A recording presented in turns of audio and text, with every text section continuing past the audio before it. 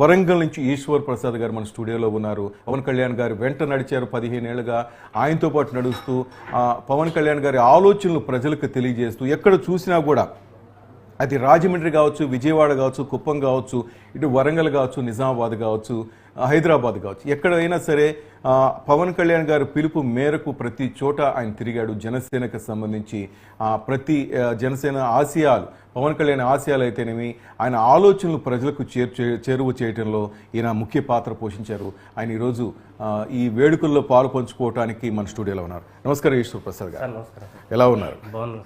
ఏంటి మొత్తం మీద మీ సార్ డిప్యూటీ సీఎం అయిపోయారు, మీ కళ నెరవేరింది. ఓకే, చాలా కష్టపడ్డారు, నేను చూశాను.